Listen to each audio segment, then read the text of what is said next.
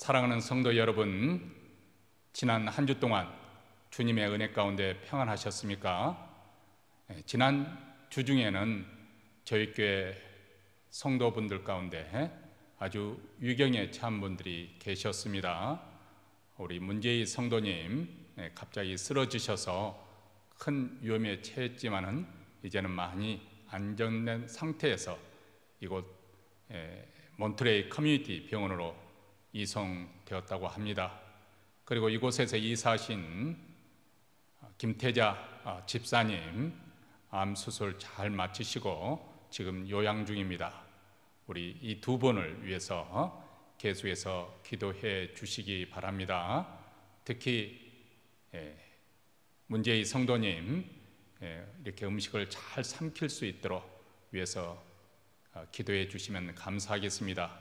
그 외에도 병석에 오랫동안 누워 계시는 여러 성도님들이 계십니다. 각 목장에서는 이렇게 이분들에게 가끔 위로와 격려의 전화 그리고 기도로서 저들을 위해서 섬겨주시면 감사하겠습니다. 코로나 바이러스 사태가 길어지고 또 점점 악화되는 관계로 가게 문을 닫아야 할 형편이어서 많은 고통을 당하고 계시는 교우들도 계십니다. 이분들의 답답함 그리고 그들의 심적 고통을 우리 모두 기억하시고 그분들을 위해서도 하루속히 가게 문을 열 수 있는 그런 날이 오기를 위해서 합심해서 기도해야 되겠습니다. 주차장에서 드리는 드라이브인 예배는 지금 잘 진행되고 있습니다. 수용 한계가 있기 때문에 모든 성도들 다 모시고 예배 드릴 수 없지만은 그러나 간절히 주님을 사모하는 마음으로 함께 예배 드리기를 원하시는 분들은 주일 두 차례 예배를 드립니다. 오전 9시 30분 그리고 오전 11시 30분 두 차례 예배를 드리는데요. 11시 30분 예배는 우리 자녀들과 함께 온 가족이 함께 드리는 예배입니다. 그래서 영어와 한국어를 같이 사용합니다. 모두 오셔서 함께 은혜 받는 자리에 동참하시기를 바랍니다. 드라이브인 예배는 안내자가 따로 없습니다. 각자 알아서 이렇게 행동을 하셔야 되는데 일단 오시면은 테이블 앞에서 차를 정차하시고 그 테이블 위에 있는 안내지와 예배 순서지 그리고 헌금함이 놓여 있는데 필요에 따라 직접 집어 가시고 그리고 지정된 장소에만 주차를 하셔야 됩니다. 주홍빛 깔때기가 놓여 있는 곳은 주차해서는 아니 됩니다. 여러분 이것을 참고하시고 이렇게 지혜롭게 움직여서 우리 모두 안전하게 또 질서 있게 또 은혜롭게 예배를 드릴 수 있도록 협조해 주시면 감사하겠습니다. 이제 사도신경을 가지고 우리 하나님 앞에 우리 신앙을 고백함으로 주일 예배를 드리겠습니다. 전능하사 천지를 만드신 하나님 아버지를 내가 믿사오며 그의 아들 우리 주 예수 그리스도를 믿사오니 이는 성령으로 잉태하사 동정녀 마리아에게 나시고 본디오 빌라에게 고난을 받으사 십자가에 못 박혀 죽으시고 장사한 지 사흘 만에 죽은 자 가운데서 다시 살아나시며 하늘에 오르사 전능하신 하나님 우편에 앉아 계시다가 저리로서 산자와 죽은 자를 심판하러 오시리라. 성령을 믿사오며 거룩한 공예와 성도가 서로 교통하는 것과 죄를 사하 주시는 것과 몸이 다시 사는 것과 영원히 사는 것을 믿사옵나이다. 아멘. 찬송가 245장 시온성과 같은 교회 우리 힘있게 찬송하겠습니다.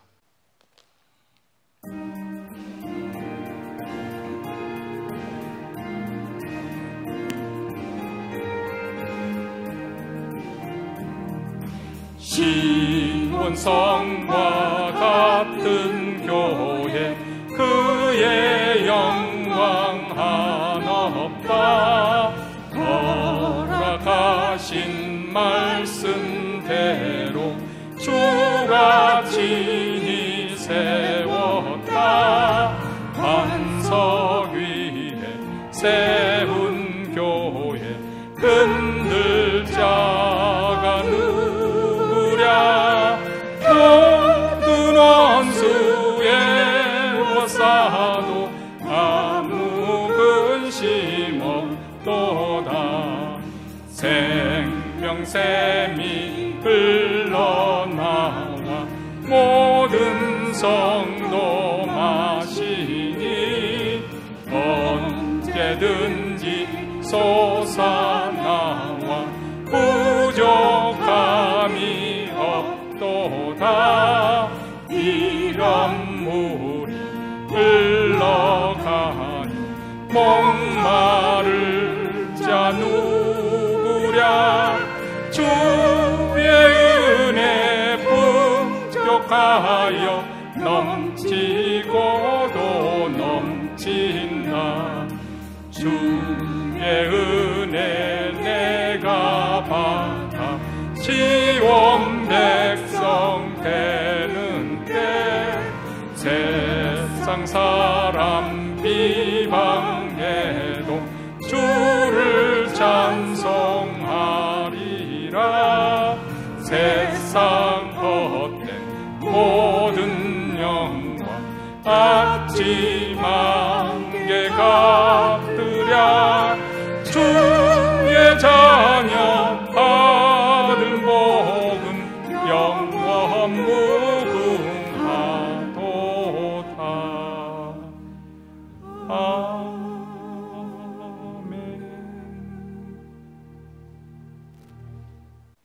이 시간에는 우리를 대표해서 김인숙 권사님께서 하나님께 기도해 주시겠습니다. 여호와는 우리의 반석이시요 우리가 피할 바위시요 방패이십니다. 우리의 힘이 되신 여호와여, 우리가 주를 사랑합니다. 언제나 우리의 길을 인도하시는 거룩하신 하나님을 찬양합니다. 전능하사 천지를 만드신 하나님, 오늘도 높은 하늘 보좌에 앉으셔서 우리를 바라보시며 말씀하십니다. 평강하라, 기뻐하라, 담대하라.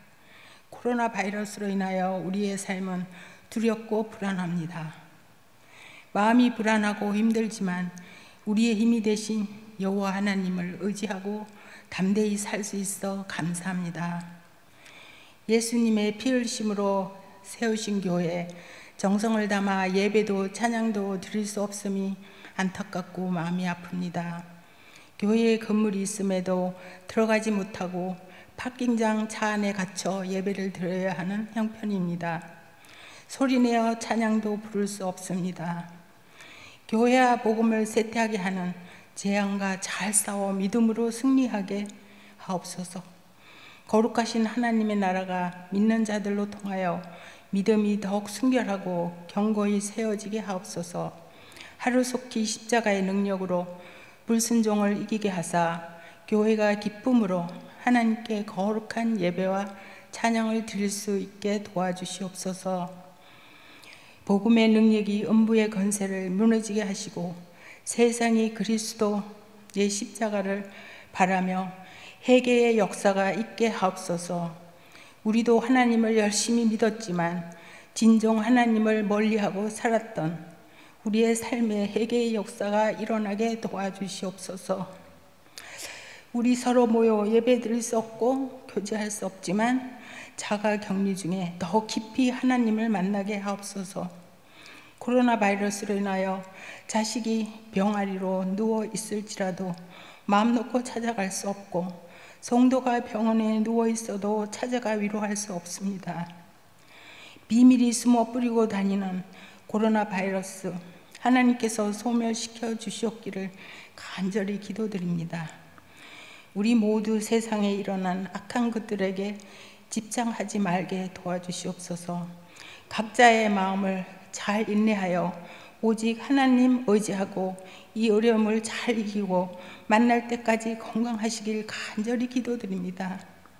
하나님, 너무나 어려운 때에도 각 나라에서 하나님의 말씀을 전하려 선교지를 굳굳이 지키시는 선교사님, 한 가정을 기억하시고 지켜주시옵소서. 세상에서 악함이 요동치는 가운데에 하나님의 말씀이 전파되어 모든 악을 누르게 하옵소서. 직장을 잃고 경제적으로 어려운 가정이 있습니다.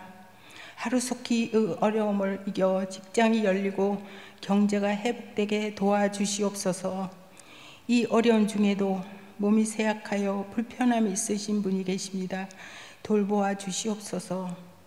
사랑하는 가족을 잃고 슬픔과 힘든 고통과 싸우는 우리 교우들을 살펴주시옵소서. 만투레이 지역 하나님을 모르고 세상 속에 힘쓸려 힘들게 살아가는 불쌍한 영혼을 구하여 주시옵소서. 오늘도 이광 목사님 강단에 세우셨습니다. 주님의 어려운 손으로 붙잡아 주시사 영적으로 지치지 않게 하옵시고 영과 육의 건강 보호하사 그의 가족 악한 손길 닿지 않게 보호하여 주시옵소서. 말씀을 선포하실 때에 성령의 능력으로 풍성하게 하사 말씀을 듣는 우리는 올바른 진리의 길로 인도하사 지혜를 얻고 말씀에 순종하여 하나님과 화합을 이루어 기쁨이 되게 하옵소서. 감사드리옵고 이 모든 말씀 우리를 위하여 십자가를 지신 예수 그리스도의 이름으로 기도드리옵나이다. 아멘.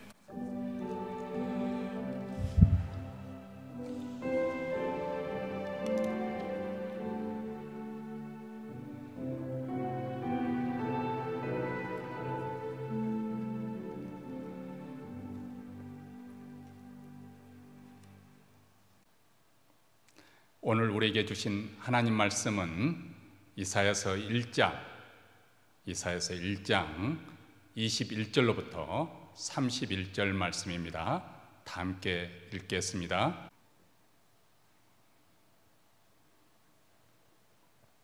신실하던 성읍이 어찌하여 창기가 되었는고, 공평이 거기 충만하였고 의리가 그 가운데 거하였었더니 이제는 살인자들 뿐이었도다. 내 은은 찢기가 되었고 너의 포도주에는 물이 섞였도다. 내 방백들은 패여가여 도적과 짝하며 다 뇌물을 사랑하며 살해물을 구하며 과를 위하여 신원치 아니하며 가부의 송사를 수리치 아니하는도다. 그러므로 주 만군의 여호와 이스라엘의 전능자가 말씀하시되 슬프다. 내가 장차 내 대적에게 보응하여 내 마음을 편케 하겠고 내 원수에게 보수하겠으며 내가 또 나의 손을 내게 돌려 너의 찢기를 온전히 청결하여 버리며 너의 혼잣물을 다 제하여 버리고 내가 너의 사사들을 처음과 같이 너희 모사들을 본래와 같이 회복할 것이라.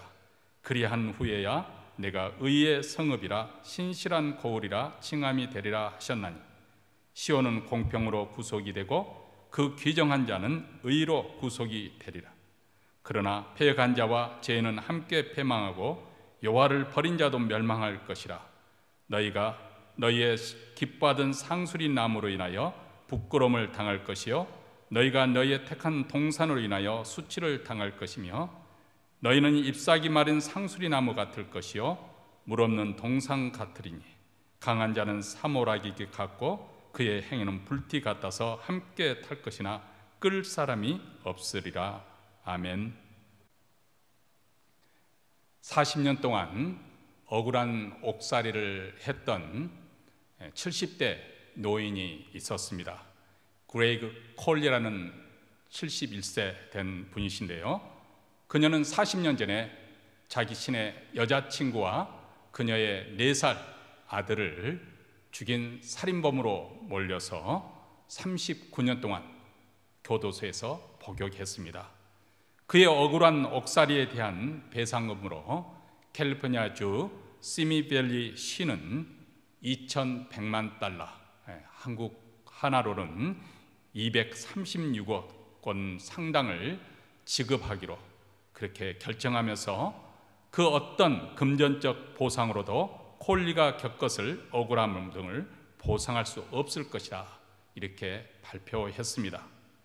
살인범으로 몰려서 겪어야 했던 심적 고통, 두려움, 수모, 치욕, 그리고 그 긴 세월 동안 감옥 생활, 무엇으로 어떻게 돈으로 보상할 수 있겠습니까?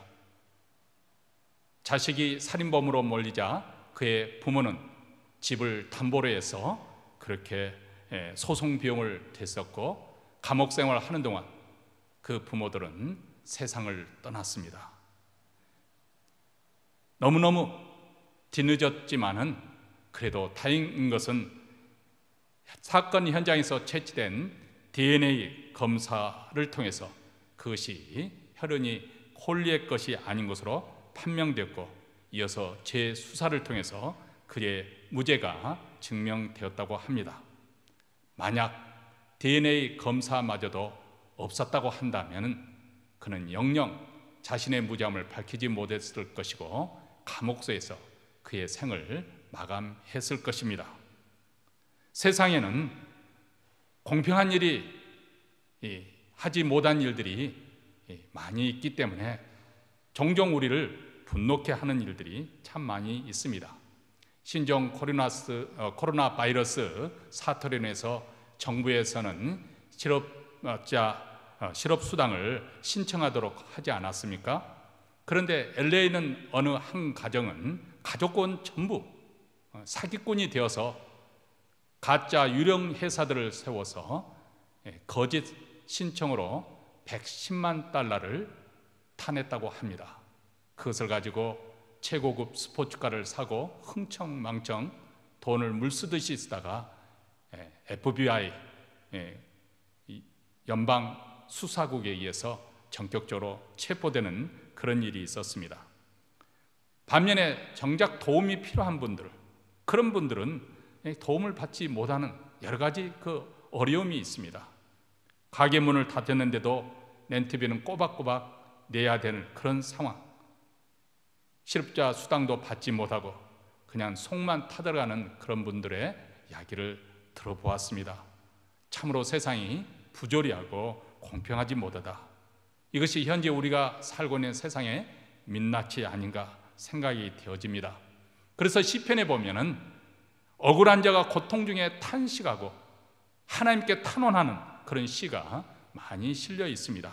그만큼 고대 사회에서도 세상이 불의했다, 공평하지 못했다 하는 것을 반증해 주는 것이 아니겠습니까? 사회적 약자들이 보호받지 못하고 부당하게 압제를 당하고 약탈을 당합니다. 누구에게 호소하겠습니까? 누가 그들의 편에 서 주겠습니까? 사실 이럴 때일수록 사회의 정의와 공의가 가장 절실하게 필요한 때가 아니겠습니까? 평소에 우리는 별 탈 없이 일상생활을 영위하다 보면 뭐 사회 공의, 사회 정의가 무슨 필요가 있는가 이런 생각을 할 수가 있습니다. 그런데 정작 내 자신에게나 내 가족 중에 억울한 일이 누명을 쓰게 되었다. 그러면 이때 정말 정의롭게 일을 처리해 줄 경찰관이나 그리고 공평하게 공의롭게 재판해 줄 재판관의 도움이 얼마나 중요한지 절실히 깨닫게 될 것입니다. 사실 고대 근동사회에는 여러 종교나 법률들을 연구해 보면은 소수의 특권층, 왕가와 귀족들 층만 그들의 권리를 지켜주는 것으로 그렇게 되어 있는 것을 볼 수 있습니다. 힘과 권력을 가진 자들의 권한과 권리를 합법화시켜주고 보장해주는 것이죠. 그렇기 때문에 그들에게 억울한 일을 당해도 그 피해를 보상받을 길이 없습니다. 국가와 사회 모든 조직 체제가 구조적으로 권력을 가진 자들의 위주로 되어 있기 때문에 그렇습니다. 최근 한국 뉴스를 보니까 부동산 대책으로 해서 사람들이 말이 많습니다.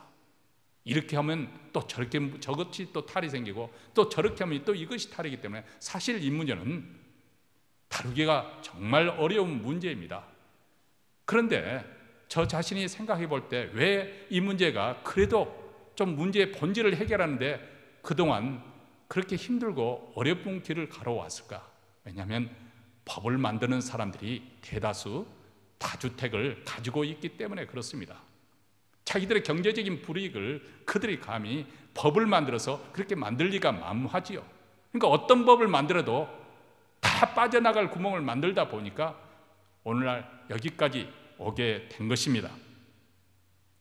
공의로우신 우리 하나님께서는 이스라엘 국가 지도자들에게 그래서 특별히 공의로운 통치를 요구하셨습니다. 지도자가 공의롭게 통치하고 재판관은 뇌물을 받지 말고 판결을 굳게 해서는 안 된다, 그렇게 말합니다. 하나님의 공의는 단순히 법을 공정하게 집행하는 것에 그치는 정도의 수준이 아닙니다. 여기서 한 걸음 더 나아가서 가난하고 약한 자들 보호하고 그들에게 자비를 베푸는 공의를 말씀하고 있습니다. 그래서 가난한 동족에게 돈을 꾸어줄 경우에도 같은 동족에게는 이자를 받지 못하게 했습니다. 왜냐하면 공경에 빠진 자의 그 처지를 악용해서 높은 이자를 받아내게 되면 영영 그 사람은 그 공경에서 벗어날 수 없는 악순환에 빠지기 때문에 그렇습니다. 그래서 같은 동족끼리는 이자를 받지 말라. 그 대신에 물론 담보물을 요구할 수는 있습니다. 그런데 이 담보물을 요구할 때도 제약이 있습니다. 어떤 물건을 담보로 할 것인가, 이것은 채권자가 정하는 것이 아니라 빚을 진 채무자가 정하도록 그렇게 했습니다. 다시 말하면 하나님께서는 채무자의 그 자존심까지 상한 마음까지 지켜주려고 하는 그런 세심한 관심이 이 율법에 배어 있는 것을 알 수 있습니다. 그래서 채권자가 구차한 살림의 그 채무자의 집에 직접 들어가서 내가 이것을 담보물로 취하겠다, 그렇게 하지 못하게 하고 채무자가 정하도록 그렇게 했습니다. 가난한 집에 들어가 담보물을 취함으로써 그들을 부끄럽게 하지 않도록, 그들의 최소한 자존심이 상하지 않도록 하기 위함입니다. 그들의 수치심을 지켜주기 위해서 하나님께서는 그렇게 하신 것이죠. 가난한 자의 옷을 담보로 잡았을 경우에도 해가 지기 전에는 그것을 되돌려 주라고 그렇게 말씀합니다. 여기서 언급된 옷이라고 하는 것은 망토와 같은 외투, 겉옷을 이야기하고 있는 것입니다. 오늘날 우리에게는 별로 그것이 이해가 되지 않을 수도 있겠습니다만, 그 당시 이스라엘 백성들에게는 낮에 뜨거운 태양빛을 가리는 천막 대용으로, 잠잘 때는 추위, 사막 기온은 밤에는 춥기 때문에 추위를 이기기 위한 담요나 이불 대용으로 이 겉옷, 망토가 사용되는 것입니다.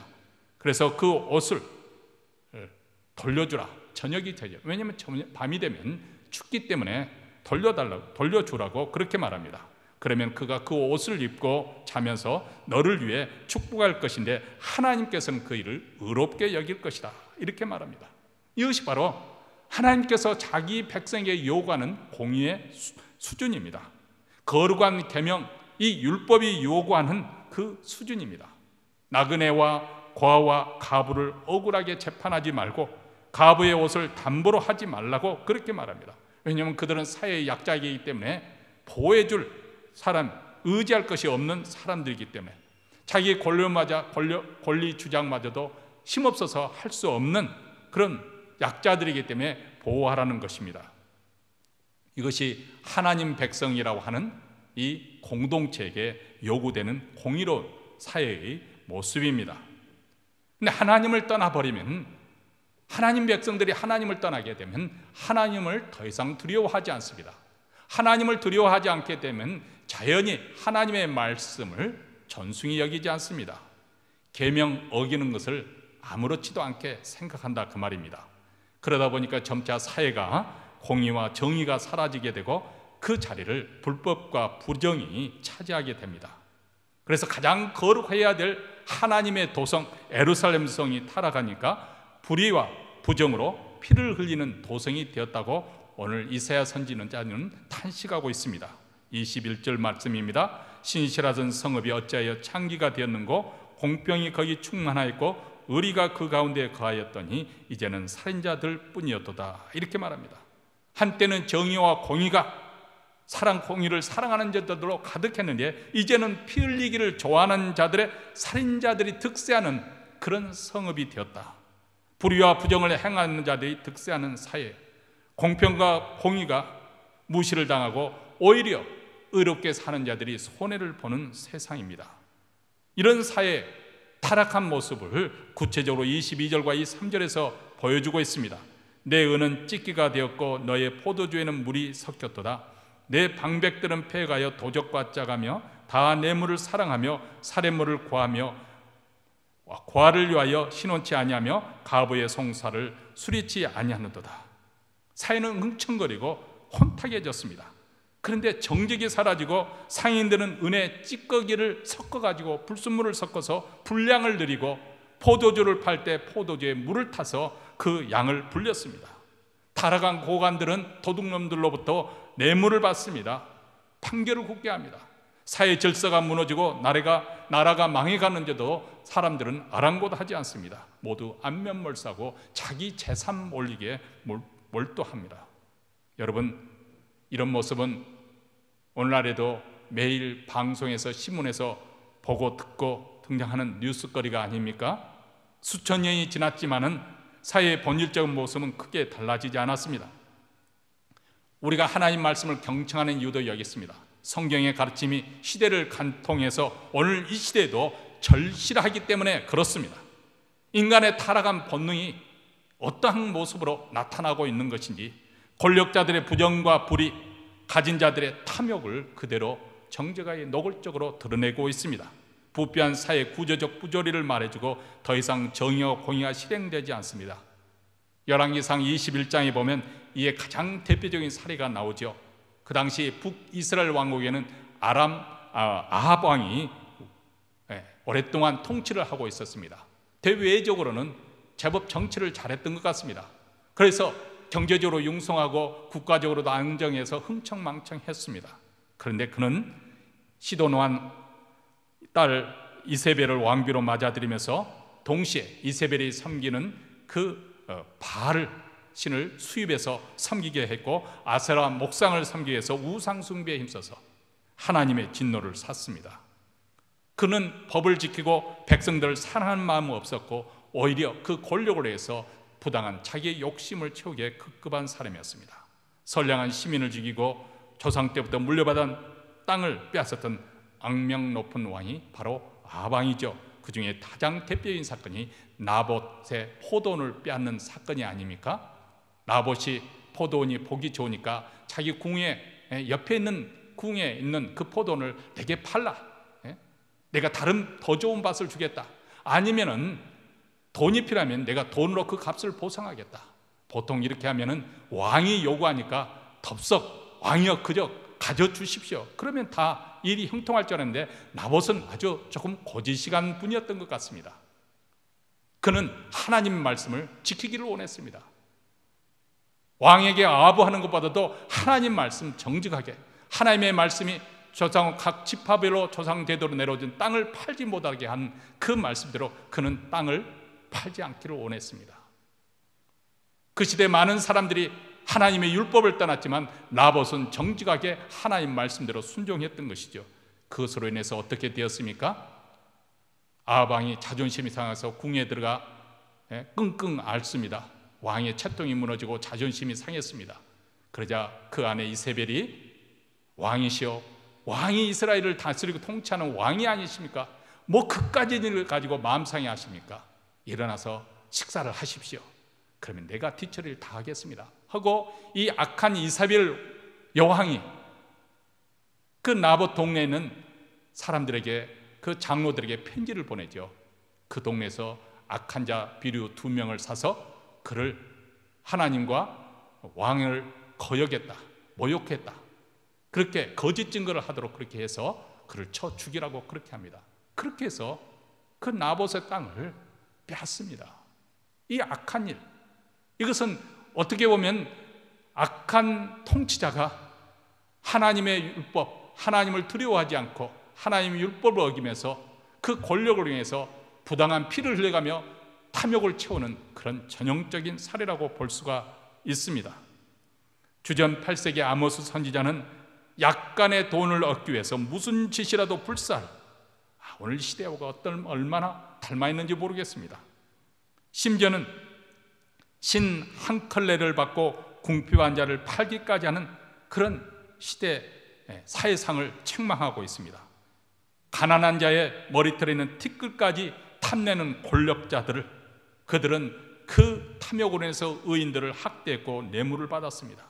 재판관들은 돈이 되지 않으니까 과와 가부의 억울한 송사를 받아들이지 않습니다. 오히려 그 권력을 이용해서 약탈하고 토색했습니다. 이것이 바로 하나님의 공의를 상실한 시대, 긍휼과 자비를 잃어버린 그 악한 그 시대를 보여주고 있는 것이죠. 그래서 결국 심판을 받아 멸망을 당한 것입니다. 어느 나라나 어떤 사회든지 망하지 않고 그 사회가 계속 유지되려고 하면 최소한의 정의와 자비가 반드시 유지하고 살아가야 합니다. 그런데 정의와 자비가 없는 첫 번째 증상이 강포, 폭력입니다. 노아 시대의 죄의 성격은 바로 강포였습니다. 소위 말하는 카인이죠. 내가 정의를 짓밟은 듯, 내가 주목을 했는데 누가 감히 나에게 항거하겠느냐, 이렇게 범죄함을 아주 자랑스럽게 여기는 그런 시대입니다. 혼자 또는 때를 지어서 돌아다니면서 자기 마음에 원하는 것이 있다면 무엇이든지 폭력으로 늑탈하고 착취하고 사람을 죽이는 것. 노아 시대에 이런 강포가 그 땅에 가득했다. 하나님께서 그것을 더 이상 두고 볼 수 없었다. 그래서 하나님께서 심판하신데 아주 무서운 심판이죠. 송수로 온 지면을 쓸어버리는 심판입니다. 최소한의 정의와 공의가 상실된 세상은 더 이상 존재할 가치조차 없다는 것을 보여주고 있는 사례라고 생각합니다. 오직 심판만이 남아 있습니다. 그래서 소돔과 고모라 또한 불과 영으로 멸망당했습니다. 여러분, 우리가 살고 있는 이 시대는 어떻습니까? 이 최소한의 공의와 자비가 남아있는 세상에서 우리가 살고 있다고 생각하십니까? 아니면은 하나님의 심판이 점점 다가오고 있는 그 발자국 소리를 듣고 계십니까? 이스라엘 백성들이 타락하여 언약을 어겼습니다. 언약이 깨졌습니다. 그렇다면 하나님께서 더 이상 언약에 매일 필요가 없습니다. 이제 그들에게 남은 것은 심판뿐입니다. 그런데도 우리 하나님은 언약에 신실하신 분이십니다. 언약이 약속한 대로 그들을 버리지 아니하시고 그들을 다시 회복시키려는 것이 하나님의 마음입니다. 그런데 그 회복의 과정이 매우 고통스럽습니다. 26절부터 24절부터 26절까지 읽겠습니다. 그러므로 주 만군의 여호와 이스라엘의 전능자가 말씀하시되 슬프다, 내가 장차 내 대적에 보응하여 내 마음을 평키하겠고 내 원수에게 보수하겠으며 또 내가 또 나의 손을 내게 돌려 너의 찢기를 온전히 청결하여 버리며 너의 혼잣물을 다 제하여 버리고 내가 너의 사사들을 처음과 같이 너의 모사들을 본래와 같이 회복할 것이라. 그리하온 후에야 내가 의의 성읍이라 신실한 고리라 칭함이 되리라 하셨나니, 이렇게 말씀합니다. 여기에 말씀하시는 대로 24절 내 대적, 내 원수는 바로 하나님의 한때 하나님의 백성에 불렀던 그들이 타락한 그들을 가리킵니다. 먼저 그들을 친히 보응하시기다 전쟁 선포를 하십니다. 은혜 찌꺼기를 제물로 씻어버리고 포도주의 혼잣물을 다 제해버리겠다. 불의와 타락한 모습을 바로 잡겠다. 그리고 사사와 모사, 즉 오늘날 재판관과 행정관리들, 고관들을 회복시키겠다. 시온을 의의 성읍, 신실한 고리라는 이름에 걸맞는 것으로 회복시키겠다고 말씀하십니다. 이것이 바로 하나님의 의지고 하나님의 작정입니다. 예루살렘 성이 죄로 인해서 창기의 도시, 살인자의 도시가 되었지만 하나님께서는 하나님의 이름을 위해서 그 도시를 다시 의의 성읍으로, 신실한 성읍으로 회복시키기를 원하십니다. 오늘날에도 하나님께서는 이런 회복의 역사가 우리가 살고 있는 이 세상에서 일어나기를 원하고 우리가 살고 있는 이 미국 땅에도 회복되기를 원하십니다. 27절에 보면 하나님은 정의와 공의의 회복에 대해 말씀하십니다. 시온은 공평으로 구속이 되고 그 귀정한 자는 의로 구속이 되리라. 우리 의로우신 하나님은 사회 정의를 회복하고 회개하며 돌아오는 자, 귀정한 자는 의로 구속이 되고 의로움으로 그들을 구속할 것이다, 이렇게 약속해 주십니다. 근데 이 하나님의 회복의 역사가 모든 사람에게 동일하게 일어나는 것, 미치는 것은 아닙니다. 28절을 보시기 바랍니다. 하나님은 패배한 자와 죄인들, 하나님의 긍휼의 마음을 알고도 회개치 아니하고 돌아오지 않는 자, 그들은 버리시겠다고 말씀하시지 않습니까? 29절에 보면 너희가 기뻐하던 상수리 나무로 말미암아 너희가 부끄러움을 당할 것이다. 이 상수리 나무는 예전에 이스라엘 백성들이 그 나무 밑에서 제사를 지냈습니다. 왜냐하면 상수리 나무는 다산과 이 도토리가 많이 열매가 맺히지 않습니까? 그래서 다산과 풍요를 상징하기 때문에 구약 성경에는 우상 숭배하는 장소로 쓰였던 거죠. 근데 그들이 기뻐하던 상수리 나무를 잎사귀 마른 나무가 되고 그들이 좋아하던 좋아하던 택한 동산이 물 없는 동산과 같이 된다. 아합시대같이 경제적으로 막 활력이 넘치고 나라가 부강하는 것 같고 장래에 소망이 있는 것 같지만 실상은 그 속이 죽어있는 모습처럼 이렇게 될 것이라고 말씀합니다.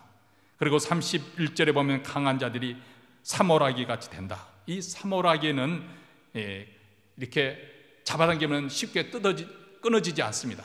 그러나 불에는 쉽게 탑니다. 금방 타버리죠. 오늘날 현대사회는 앞으로 계속 발전할 것처럼 승승장구할 것처럼 그렇게 보였습니다. 더 부유해지고 더 풍요로워지고 더 편리해질 것처럼 과학이 발달하게 되고 기술이 발달하게 되고 컴퓨터 산업이 발달하게 되고 온갖 신기한 것들이 발명품이 쏟아져 나오는 이 시대. 그런데 코로나 바이러스가 일어나니까 이 모든 것이 다 무위로 돌아가는 것 같이 되었습니다. 성도 여러분, 우리는 속아서는 아니 됩니다. 경제가 다시 활성화가 되어지고 과학기술이 더 발전한다고 해서 세상 문제가 다 풀리는 것이 아니라는 것입니다.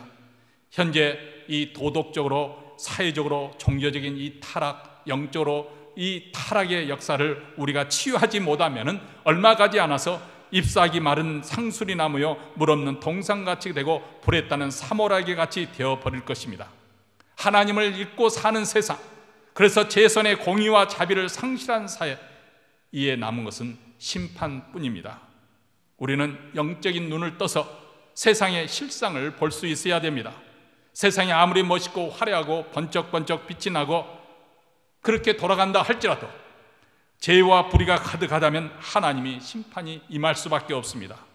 여러분, 우리 성도들이 불의한 일에 동참하지 말아야 됩니다. 이 땅에 공의와 정의가 이루어지도록 우리는 기도해야 되는 이유가 여기 있습니다. 자기 자신을 거룩으로 지켜야 되지 않냐면, 만약 우리가 함께 이 믿는 자들도 세상 사람들처럼 공의와 자비를 잃어버리고 함께 불의와 부정한 일에 동참하게 된다면 역사의 종말과 예수님의 재림이 호련히 임할 때 마치 덫에 걸린 짐승처럼 울부짖는 그런 상황이 될 것입니다. 이것은 유협이 아니죠.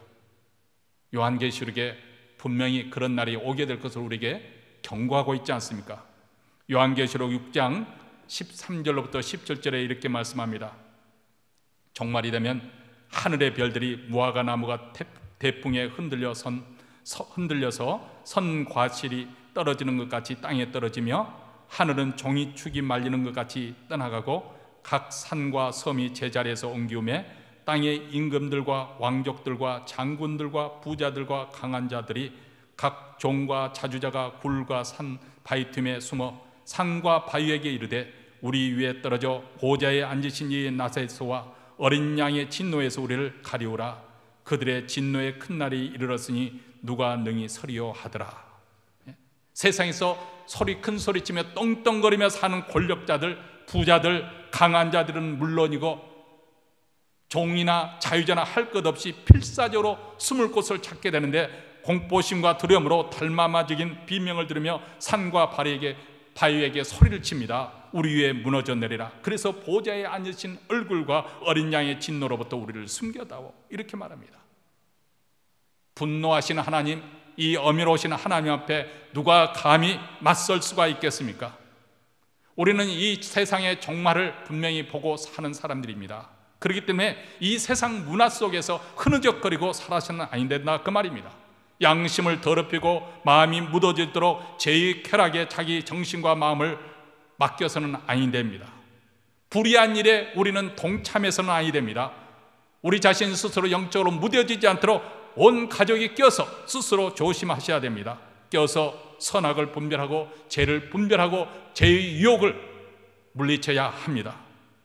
혹시라도 이 메시지를 들으면서 내 자신이 영적으로 깊은 잠에 빠져 있는 분이라고 한다면 회개하고 깨어날 수 있게 되기를 바랍니다. 기도 생활도 멀리 해버리고 말씀도 멀리 해버리고 영적으로 녹이 슬어 있다 한다면 돌아오십시오.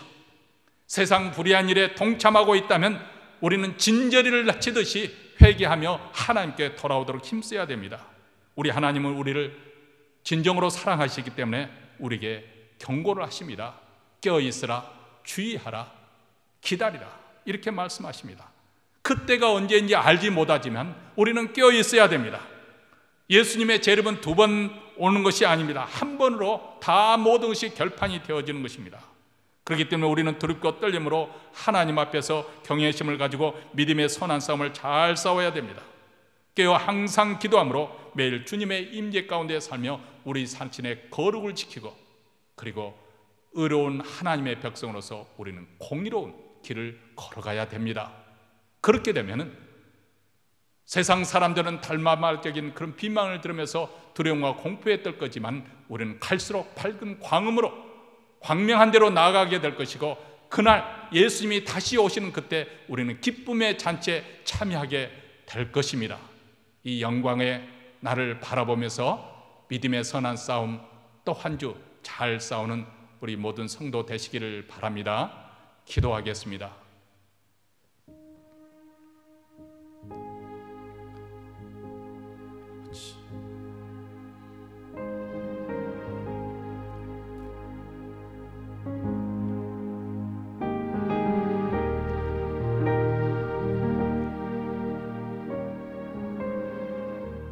나 여호와가 이같이 말하노라.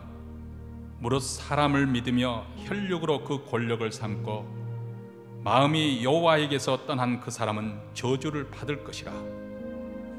그는 사막의 떨기나무 같아서 좋은 일에 오는 것을 보지 못하고 광야 간주한 곳 건건한 땅 사람이 거하지 않은 땅에 거하리라. 그러나 무릇 여호와를 의지하며 여호와를 의뢰하는 그 사람은 복을 받을 것이라. 그런 물가에 심기운 나무가 그 뿌리를 강변에 뻗치고 더위가 올지라도 두려워하지 아니하며 그 잎이 청청하며 가무는 해에도 걱정이 없고 결실이 그치지 아니함 같으리라.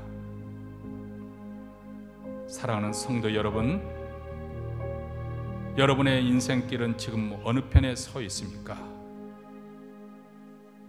저주로 향하는 길입니까?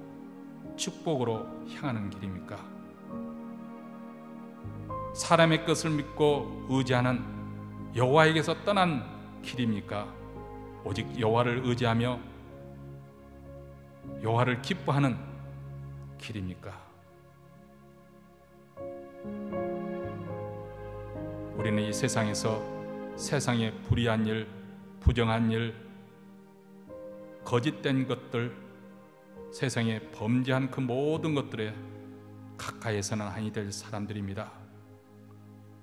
우린 이 땅에 속한 사람이 아니요 하늘의 영원한 도성 그 본향을 향해서 나아가는 사람들입니다. 두려워하지 마십시오. 세상을 두려워하면 우리가 올무에 걸립니다. 하나님을 두려워하시기 바랍니다. 하나님의 말씀을 전숭히 여기면은 우리는 이 세상에서 이기고 또 이기게 될 것입니다. 하나님 아버지 감사합니다.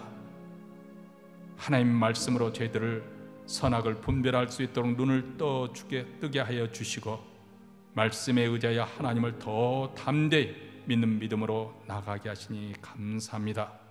또 한 주 이 믿음을 가지고 승리하기를 원합니다. 특별히 이 시간 순서에 따라 정성껏 준비한 예물을 가지고 하나님 앞에 나왔습니다. 우리는 세상의 노예, 돈의 물질의 노예가 아니라 하나님의 은혜에 따라서 자유인이 되고 내가 자원해서 그리스도의 종이 된 복된 인생입니다.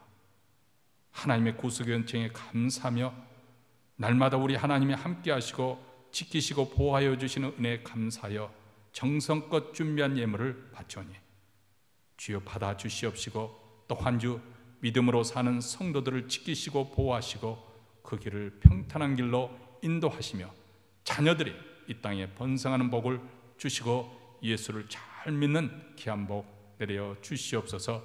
주의 교회를 더욱더 복되게 하여 주셔서 비록 흩어져 있지만은 가정에서 예배를 드리지만은 주님의 교회 더 사랑하며 주의 교회를 통하여 주의 복음이 더욱더 힘있게 증거되는 아름다운 역사가 일어나도록 주여 복 위에 복을 더하여 주시옵소서. 이제는 우리 구주 예수 그리스도의 은혜와 하나님 아버지의 무한하신 사랑과 성령의 교통하심이 오직 여호와 하나님을 바라보며 믿음의 길로 담대히 가고자 결단하는 살아가는 성도들, 그리고 그 경영하는 비즈니스와 직장, 가정, 그 모든 것 위에, 교회 위에 영원토록 함께 있을지어다. 아멘.